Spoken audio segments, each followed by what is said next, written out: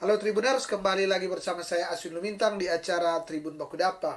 Dan kali ini kita akan berbincang-bincang dengan topik Sekolah Kepemimpinan Perempuan. Pentingkah? Nah, ini tentu menarik saya kira karena di tengah menjelang ya, ini menjelang tahun-tahun politik ya 2022, 2023 sudah ada tahapan untuk penyaringan caleg, dan salah satu yang dibutuhkan adalah tentu caleg-caleg perempuan karena ada kuota 30% ya. Dan ini terkait dengan ini ada ide untuk sekolah kepemimpinan perempuan, sehingga tentu diharapkan para caleg bahkan anggota legislatif terpilih nanti yang dari perempuan tentu diharapkan memahami akan arah perjuangan kaum perempuan ya. Dan tentunya seperti biasa sebelum kita berbincang-bincang tentu di sini sudah ada narasumber. Dan tentu sebelum bincang-bincang saya akan berikan kesempatan kepada Ibu Nur untuk memperkenalkan diri. Kemudian saya akan ajak untuk bincang-bincang terkait dengan tema yang sudah saya informasikan tadi. Dan untuk menyingkat waktu tentu saya akan langsung mempersilakan kepada Ibu Nur untuk memperkenalkan diri. Baik, terima kasih Pak Aswin. Kembali lagi Tribuner. Halo, selamat siang. Saya Nur Hasanah dari Suara Perempuan. Saat ini saya koordinator kajian dan advokasi, yang memang salah satu tugasnya adalah membuat pendidikan kritis untuk perempuan. Nah, ini juga salah satunya mungkin sekolah kepemimpinan Ya. untuk perempuan. Ya. Dan Tribuners, tentu saya tidak akan berlama-lama, saya akan langsung ngajak Ibu Nur untuk bincang-bincang terkait dengan sekolah kepemimpinan perempuan ya. Apakah memang sepenting itu, semendesak itu, atau gimana ya? Bu Nur, ini ide ini ya, sekolah kepemimpinan perempuan tentu ide seharusnya bukan ide lagi, harusnya sudah jalan dari lalu-lalu ya. Tapi tentu daripada tidak sama sekali, bilang lebih baik terlambat daripada tidak sama sekali, sehingga memunculkan ini. Seperti kita ketahui bersama dan kata-kata saya di awal tadi bahwa kita menghadapi 2024 dan kita tahu bersama pemilu itu bukan soal gagah-gagahan atau soal rutinitas setiap 5 tahun, bukan. Betul. Ini pemilu ini adalah bagian dari cara kita bangsa sebagai anak bangsa untuk memberikan aspirasi kita, bahkan ikut menentukan arah kebijakan ya dari bangsa ini. Sehingga tentu semua caleg, termasuk laki-laki, perempuan, siapa saja ya warga negara yang berkeinginan untuk terlibat aktif di politik, dia harus memberikan secara optimal akan keberadaannya di dewan. Dan kita tahu bersama sejak beberapa periode lalu ada kuota perempuan. Jadi bagaimana mencoba untuk mengangkat agar supaya perempuan ini lebih banyak di dewan, maka ada aturan kuota 30%. Yang jadi pertanyaan saat ini adalah tentu apakah perempuan yang banyak, perempuan misalnya di legislatif dia sekedar untuk mencapai kuota 30% atau memang kualitas. Itu selalu jadi isu ya, jadi pertanyaan ya. Dan sehingga sekarang yang jadi perbincangan kita akan diadakan sekolah kepemimpinan perempuan. Mungkin bisa disinergikan dengan yang kuota 30% ini. Saya ingin bertanya mungkin ke Ibu Nur. Bu Nur, ini yang sekolah perempuan ini gimana sebenarnya? Lebih spesifikasinya di mana? Ya, sebenarnya tadi kalau kita lihat dari judulnya Pak Aswin ya, sekolah kepemimpinan perempuan pentingkah gitu ya. Makanya tadi dari pengantar Pak Aswin soal perempuan caleg ya kan. Sebenarnya sekolah kepemimpinan ini tidak hanya menyasar caleg perempuan atau perempuan-perempuan potensial sebenarnya yang bisa menjadi pemimpin. Salah satunya bisa perempuan-perempuan yang ingin menjadi kepala desa gitu ya kan. Kan mereka tidak punya seperti partai misalnya ya kan. Mereka artinya harus mencari sendiri leader di mana saja ya. Leader di mana saja. Jadi perempuan yang bisa menjadi pemimpin di organisasi misalnya, apalagi misalnya di masyarakat misalnya seperti itu. Jadi ide ini sebenarnya terlambat juga sudah sekarang. Memang karena sekolah ini juga dia akan tidak lama ya, misalnya 3 hari, 1 minggu gitu. Iya, Tapi iya. dia berjenjang gitu kan Pak Aswin. Jadi Mirip sekolah partai di PDIP lah, di salah satu partai atau gimana? bisa. Jadi bagaimana, karena kan kalau misalnya kita bagi dua ya, misalnya soal ini soal kepemimpinan di desa misalnya, bagaimana modulnya juga berbeda gitu dengan misalnya sekolah politik untuk caleg misalnya. Artinya sekolah kepemimpinan ini dibuat klaster lah begitu ya. Ya, jadi menyasar siapanya itu berbeda modulnya gitu. Jadi tapi dasar dari modul itu tetap ada sama-sama, misalnya benang merahnya apa? Benang merahnya soal perempuan itu harus paham atau clear soal isu gender, soal kesetaraan gender, soal posisi perempuan di mana begitu. Terus bahwa seorang pemimpin itu seperti apa, bahwa seringkali stigma ya, apa ya itu namanya, kalau perempuan itu kalau banyak bicara dianggap cerewet gitu ya. Tapi kalau laki-laki dianggap tegas. Iya kan? Itu kan apa namanya, stereotip yang harus dikikis oleh perempuan itu sendiri gitu kan.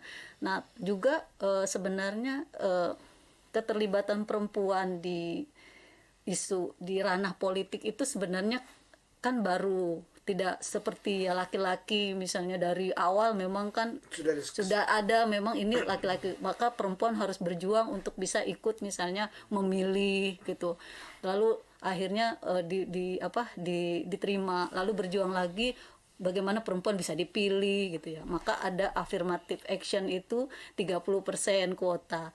Yang jadi masalah kan 30%-nya juga baru ke 30% caleg, bukan 30% alek. Ya kan. Nah, sementara stigma atau stereotip di masyarakat menganggap bahwa perempuan itu mana bisa sih tidak bisa menjadi pemimpin, tidak bisa menjadi, akhirnya usahanya harus lebih keras lagi dibanding laki-laki. Maka ya ini juga membangun kesadaran perempuan-perempuan yang ingin berkiprah di ranah politik, di ranah kepemimpinan daerah kah, di mana desa gitu ya. Ya harus mau belajar gitu, dan harus berkorban waktu dan berkorban uang, berkorban dana ya kan, untuk itu, karena pasti kita kan akan pelatihnya, narasumbernya kan juga kita harus meng-hire juga gitu. Nah, tapi artinya selama ini mereka juga saya yakin mereka mencari gitu untuk sekolah-sekolah seperti itu. Artinya gini, sekolah kepemimpinan ini kan pertama, sekolah kepemimpinan ini sebenarnya untuk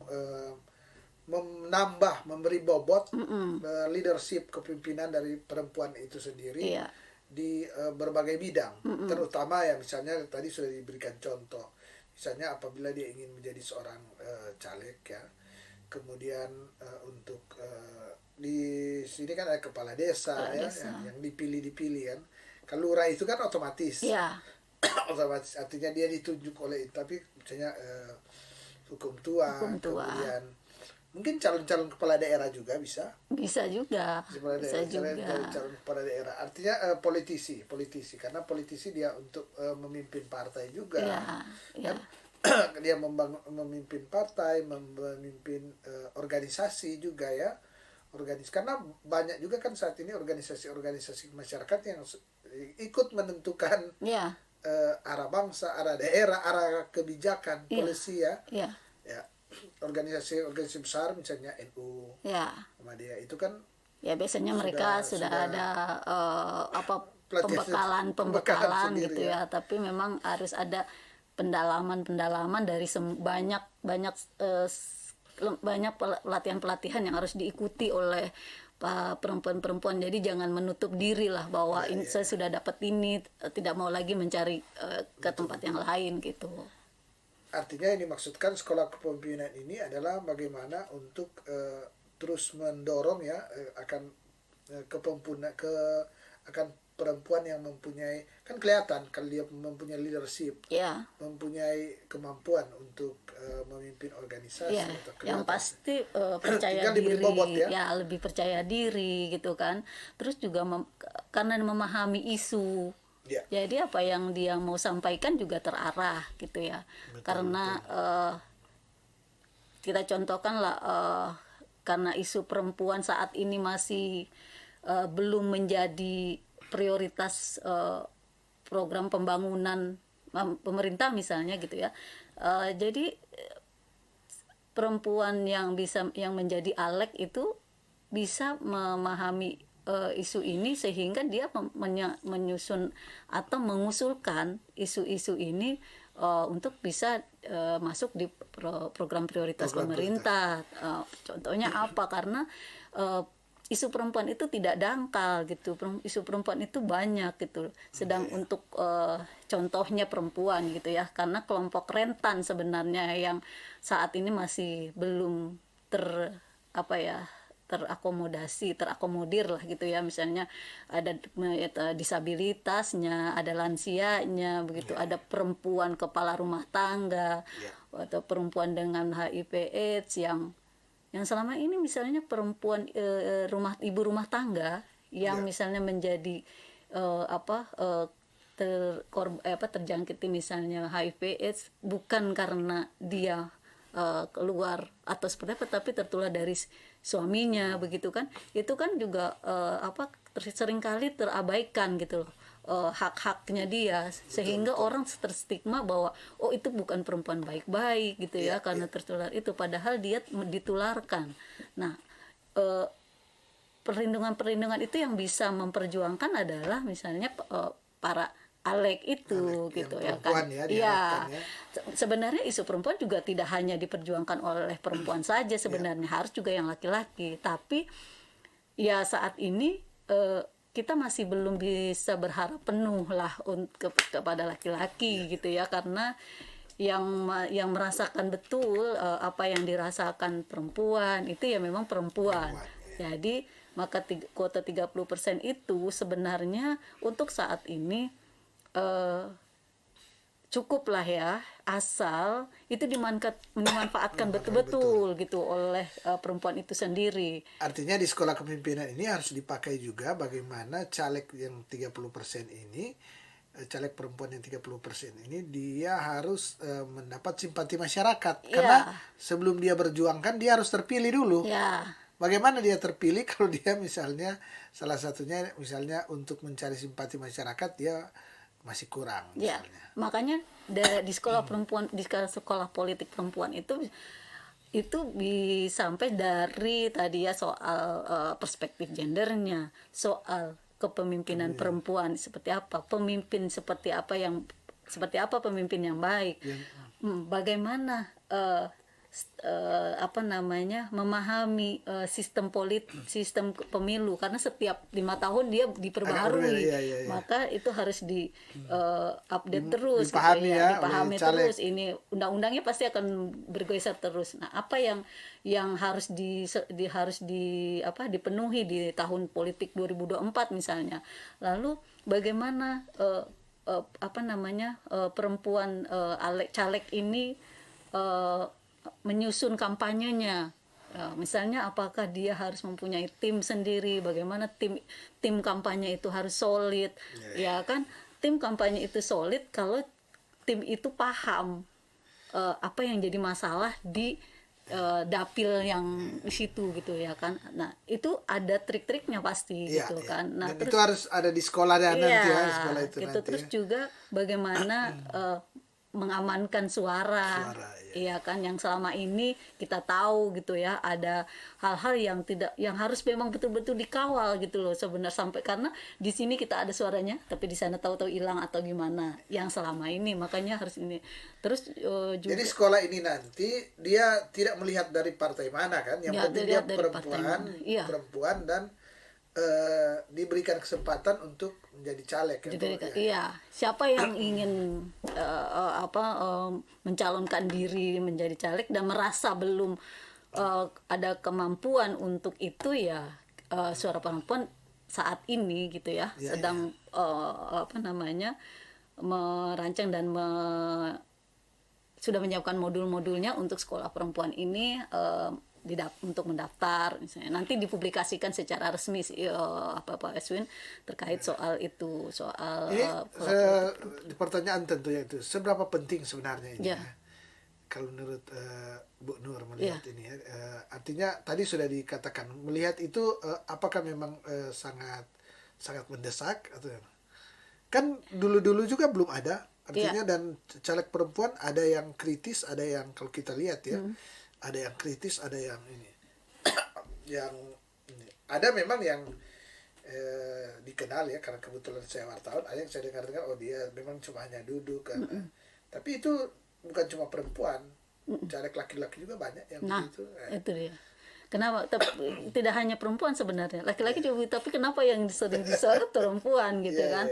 Karena memang tadi gitu loh, stereotipnya stigmanya perempuan itu tidak berada di situ tuh cuma karena kuota misalnya, atau tidak melalui tidak punya apa namanya keahlian atau kepintaran gitu ya, kecerdasan gitu ya. Makanya tadi saya bilang mampu pun itu perempuan itu ketika orang tidak kenal atau apa juga dia harus usahanya harus lebih misalnya ini laki-laki ini perempuan ditanyakan masyarakat awam mana yang mereka mau pilih banyak kan pasti laki-laki karena apa ya saya ada iseng-iseng gitu ya di sebelah rumah oma-oma saya tanya misalnya kalau ada perempuan jadi caleg gitu terus ini lagi karena orang dia bilang secara awam perempuan itu nggak bisa jadi pemimpin gitu.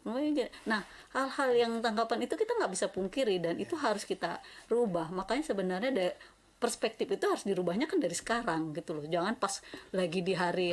Nah jadi step-step atau langkah-langkah itu yang harus dipahami oleh para calon legislatif perempuan gitu loh. Jangan seperti mengikuti cara misalnya caleg-caleg laki-laki yang memang sudah dapat privilege dari masyarakat bahwa laki-laki itu pasti pinter gitu ya kan jadi mereka artinya startnya di sini ya Ibu Nur mau katakan bahwa jadi caleg perempuan itu baiknya satu tingkat di atas rata-rata lah supaya kelihatan memang apa yang mereka bikin atau gimana ya bukan satu tingkat di atas rata-rata memang harus cerdas gitu tapi cerdas itu tidak harus semua isu kan harus dia tahu maka harus bekerja kan masing-masing sudah ada spesifikasi pribadi bekerja kan cerdas itu ya makanya tadi tim yang mendukung dia itu harus benar-benar kompeten untuk menangkap isu-isu yang ada di dapil mereka itu apa lalu mereka olah gitu timnya itu jadi artinya berusaha menang dulu kan ini pertama di sekolah itu di sekolah kepemimpinan perempuan diajarkan bagaimana Anda supaya terpilih ya kan supaya arah perjuangan bisa setelah terpilih apa yang Anda lakukan ya kan begitu setelah terpilih apa yang dia lakukan tentu ada program-program yang umum yang memang harus dilakukan oleh kan fungsi-fungsi dewan sudah jelas kan fungsi legislasi ya fungsi dan tiga pembuatan fungsi kebijakan pengawasan kemudian selain fungsi ini tentu yang mau dinyatakan di sekolah kepemimpinan perempuan ini adalah sebagai perempuan yang tentu harus memawai yang dikatakan tadi kesetaraan gender. Kemudian hal-hal apa sih yang masih yang kurang yang harus diperjuangkan itu arah ini yang harus diketahui ya. Iya. Jadi mereka menyadari gitu loh. Saya berada di ALEK itu menjadi anggota legislatif atau di dewan itu untuk apa? Gitu. Kalau dia sudah tahu dia untuk apa, itu langkah-langkahnya pasti nggak kebawa angin gitu loh, nggak kebawa isu ke sini ya ke sini gitu ya. Tadi kayak saya contohkan misalnya bahwa waktu kita lagi kampanye dukungan RUU PKS itu kan nasional, suara daerah itu sangat dibutuhkan. Ketika kita ke anggota DPRD provinsi mana anggota Dewan Perempuan yang mendukung? Nggak ada satupun. Ya alasannya itu bukan tupoksinya mereka. Padahal itu isunya memang bukan, sebenarnya memang undang-undang TPKS bukan untuk perempuan aja, tapi kan korbannya lebih banyak perempuan. Istilahnya kita lebih banyak membutuhkan, maka dukungan-dukungan itu penting gitu loh. Tapi kan ada suara-suara dari bahwa oh saya cuma kerjanya di daerah gitu. Oke, di daerah. Kebijakan apa yang sudah ada di Sulawesi Utara untuk perlindungan perempuan? Gitu. Nggak ada. Udah berapa? 30% lebih, hampir 30% kan di DPRD provinsi. Gitu loh Pak Aswin. Jadi kalau Pak Aswin bilang kan kemarin juga nggak ada sekolah itu, tapi ada, tetap aja terpilih. Itu yang mau disasar sekolah kepemimpinan itu, bahwa dan juga mungkin mereka sadar ada di situ untuk apa.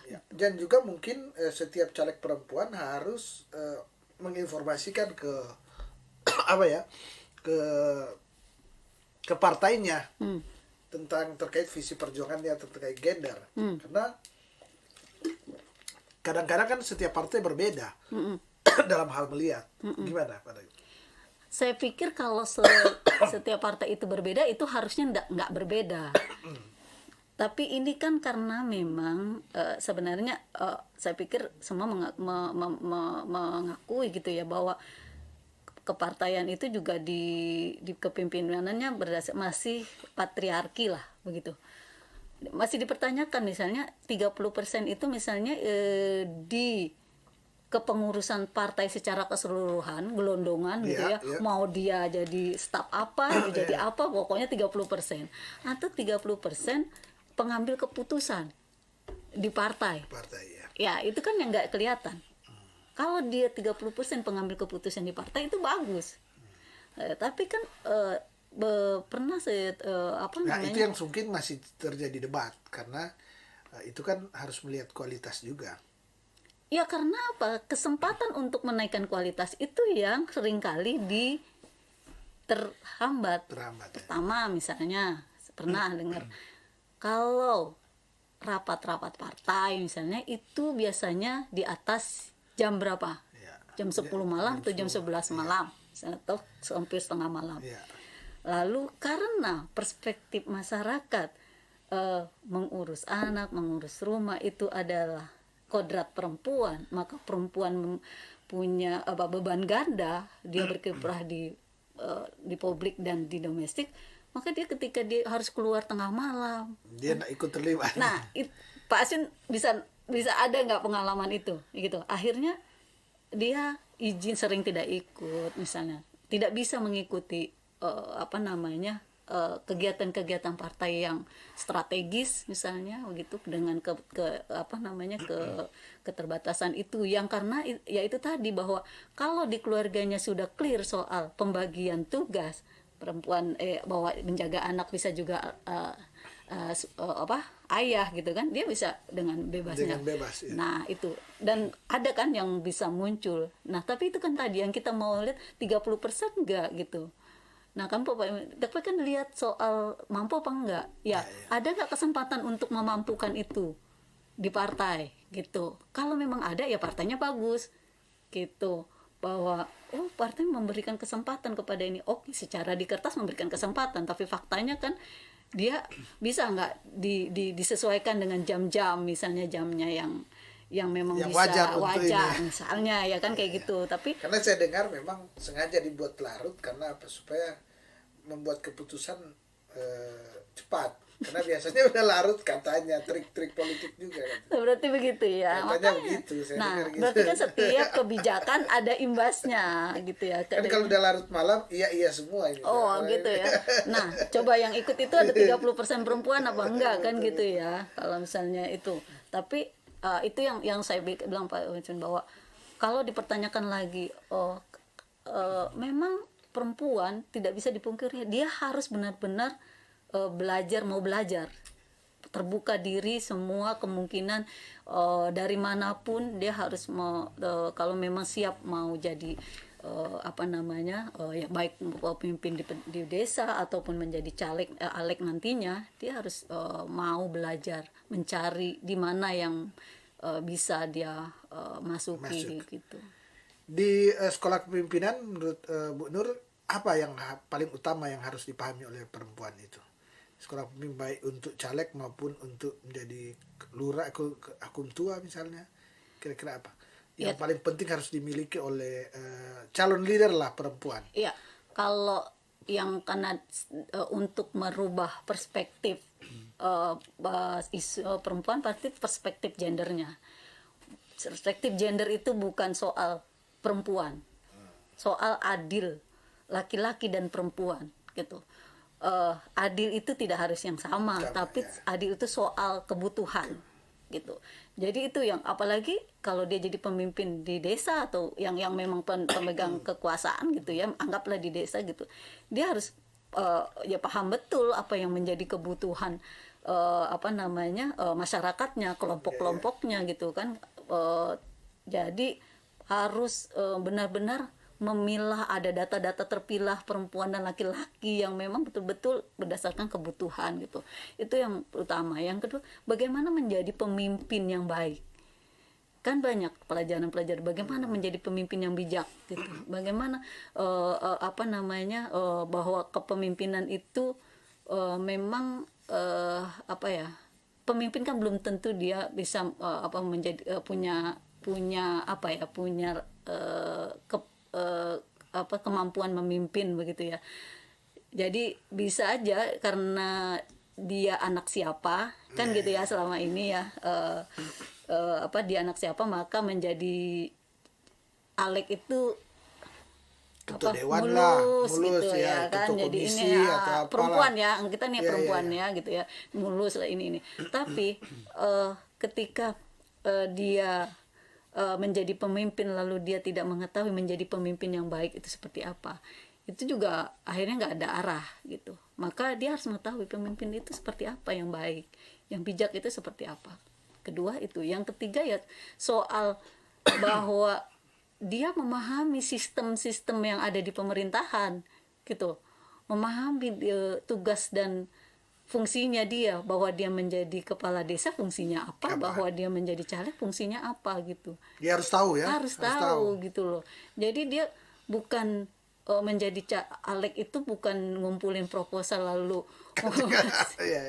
bahwa misalnya mereka reses pun harusnya yang mereka yang mereka sosialisasikan adalah program pemerintah seperti apa begitu, baru mereka kasih tahu bahwa ini loh masalah masyarakat yang bisa diselesaikan oleh program pemerintah, ini loh hal-hal yang begitu ya yang harus ya karena dipahami kan bukannya Alek yang pegang dananya kan, yang menjalankan anggaran kan pemerintah. Maka seperti itu jangan sampai Alek perempuan terjebak di situ.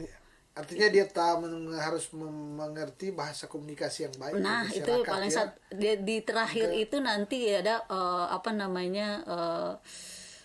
public speaking.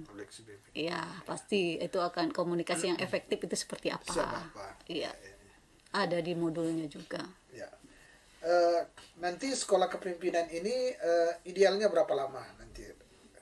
Untuk yang kalau di yang lalu kita ada 3 hari ya, 3 hari itu untuk dasar, gitu. Yang nanti 3 hari itu nanti untuk menengahnya gitu ya, karena pasti akan kalau langsung dikasih semua materi itu akan panas juga.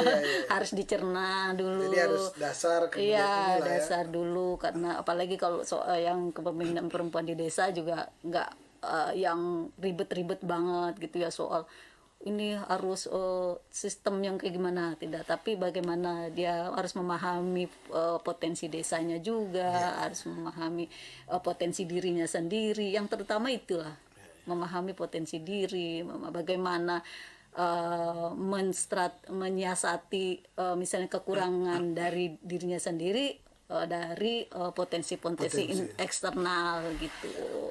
Kan gini, setiap caleg, calon kepala desa atau hukum tua tentu mereka sudah memiliki ilmu dasar masing-masing. Ada mungkin sarjana ekonomi, politik, pemerintahan. Artinya mereka sebenarnya sudah sudah mempunyai ini kan, sudah Udah ada mempunyai dasarnya. dasarnya. Jadi sebenarnya di sekolah kepemimpinan ini hanya tinggal memperkuat aja di klasternya dia, kalau dia jadi ini kan ini Ya, tinggal memberikan tinggal menambah bobot ya, mengimplementasi dari misalnya apa namanya skillnya dia. skillnya dia, karena Iya, biasanya orang-orang yang sudah calon-calon gitu kan sudah terbentuk, apalagi dia yang sudah seperti yang saya katakan tadi, kalau dia punya disiplin ilmu ini ya ekonomi atau apa kan sudah ada, tinggal ini menambah bobot aja dengan yang dikatakan tadi, memahami soal gender, soal politik. soal politik ya, Ya.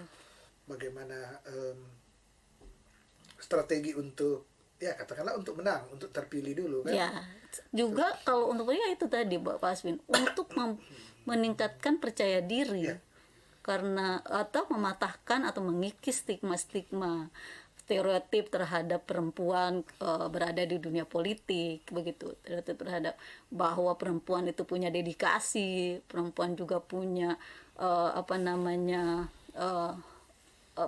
semangat begitu ya, passion gitu ya untuk ke situ gitu ya, bukan hanya sekedar Mempunyai pemenuhan keunggulan-keunggulan yang kuota nih ini ya, gitu. keunggulan-keunggulan kalau di kampanye punya keunggulan tersendiri yang untuk gimana untuk Iya, lebih dia harus disukai orang. memunculkan iya dia itu seperti apa. Makanya saya pikir masyarakat kan sekarang juga sudah pinter gitu ya memahami itu gitu, bahwa sekarang kan ininya bilang kalau perempuan menjadi caleg itu dia biayanya lebih mahal dibandingkan laki-laki misalnya gitu ya, untuk membuktikan itu, padahal secara kemampuan dia lebih di atas sebenarnya ya Pak Aswin. Kalau misalnya pemilihannya Pak Aswin misalnya ya ini dilihat dari profil, tapi kalau tadi bahwa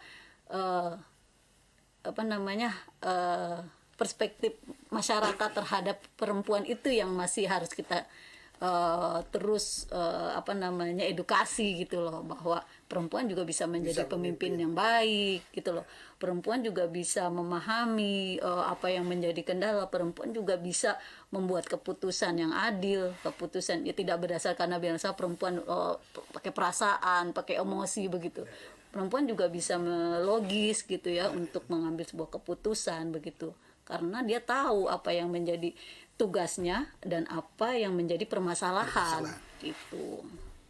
ya.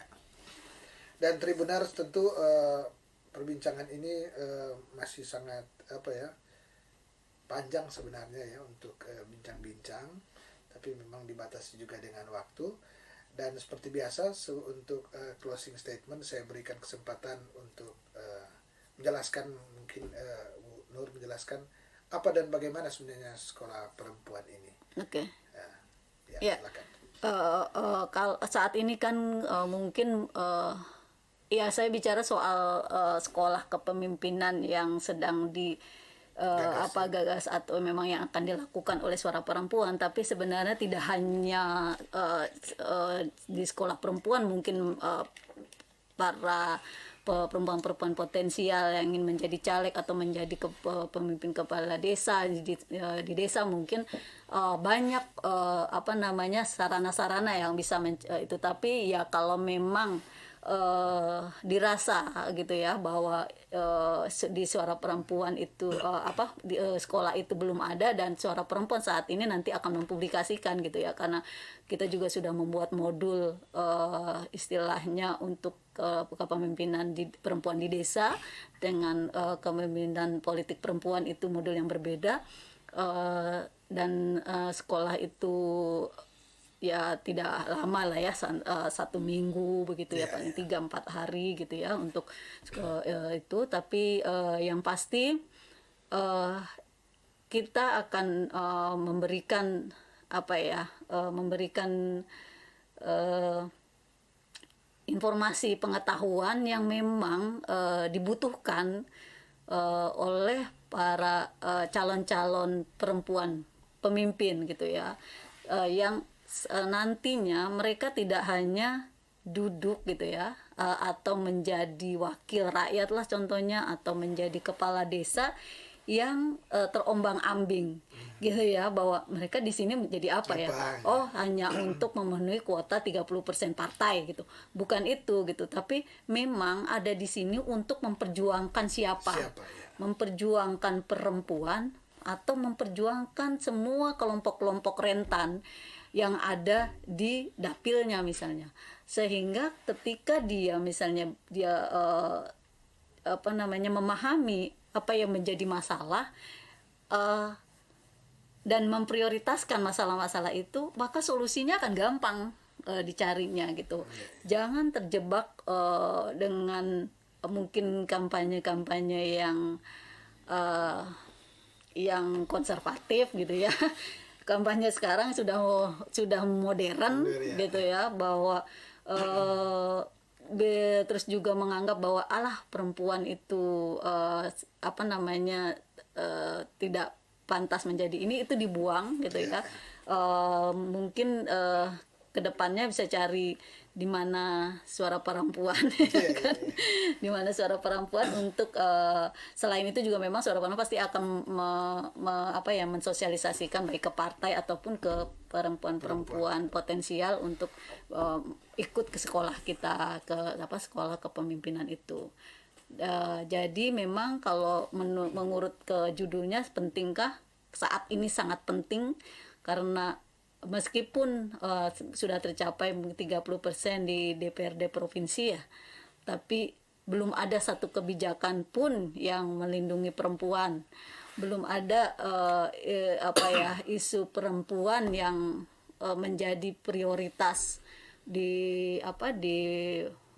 program-program pemerintah begitu, bahwa pengarus utamaan gender itu ada di semua lini, tidak hanya di urusan pemerintah yang perempuan dan anak begitu, tapi di semua dinas-dinas yang ada di pemerintahan gitu. Dan isu nasional, baik itu soal undang-undang atau soal apapun, saya pikir alek-alek di daerah, terutama perempuan, harus bersuara gitu. Apapun, bukan soal itu, bukan tupoksinya, itu bukan urusan daerah, itu bukan itu, tapi soal isu-isu itu dia harus bersuara. Saat ini sangat-sangat minim, mungkin Pak Aswin sebagai media atau sebagai wartawan bisa mengumpulkan statement-statement dari alek-alek perempuan saat ini sebenarnya apa saja sih gitu, yang saya pikir saya jarang mendapatkan statement-statement yang memang memberikan solusi yang dibutuhkan oleh perempuan misalnya begitu. Ataupun kalau ada kasus isu perempuan cuma ikut bersuara begini, oh saya tidak setuju gini, tapi tidak setujunya karena apa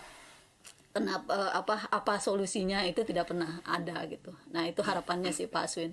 Mudah-mudahan dengan sekolah kepemimpinan yang lagi digagas suara perempuan, akan banyak para perempuan potensial mengikuti sekolah ini, karena kita juga nggak bisa maksa ya. Tapi harapannya seperti itu. Ya. Dan Tribuners, tentunya demikianlah bincang-bincang kita terkait dengan topik sekolah kepemimpinan perempuan pentingkah. Dan tadi sudah dijawab ya oleh narasumber, oleh Bu Nur Hasanah, terkait dengan seberapa penting, dan kita sudah bahas, dan mungkin masih banyak hal yang perlu dijelaskan, tapi paling tidak ini sudah ada inisiasi dari suara perempuan untuk membuat sekolah kepemimpinan, dan saat ini tentu dalam perancangan ya, perancangan. Nah, kita tunggu saja ya apa yang nanti apa dan bagaimana tentu sekolah perempuan ini nanti apabila sudah dijalani.